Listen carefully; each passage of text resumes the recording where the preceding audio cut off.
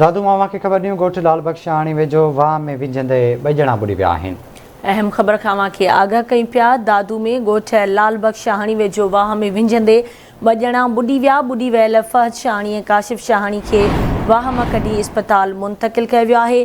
तिबी इमदाद ॾियण बाद बेहोश थियल ॿिन्ही ॼणनि खे सेवण इस्पताल मुंतक़िल कयो वियो। ब्रेकिंग न्यूज़ आहे। दादू मां ॻोठ लाल बख्शाणी वेझो वाह में विझंदे ॿ ॼणा ॿुॾी विया। राब्तो कयो आहे दादू में तारिक लगारी सां। तारिक आगाह कजो छा तफ़सील आहिनि?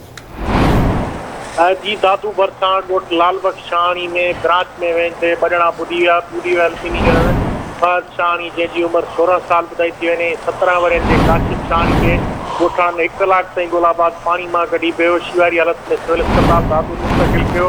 सिविल अस्पताल दादू में ॿिन्ही नौजवाननि खे तिबी इमदाद ॾियण बाद सेवण इस्पताल रेफर कयो वियो आहे।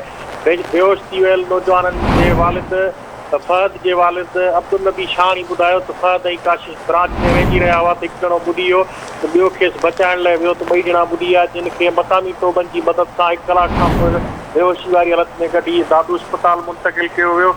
जिते जेको आहे सो तिबी इमदाद ॾियण खां पोइ सेवण इस्पताल रेफर कयो वियो आहे। ॿिन्ही ॼणनि जी हालत गंभीर ॿुधाई। ठीकु आहे, वञ महिरबानी तारिक तफ़सील खां आगाह करण जे लाइ।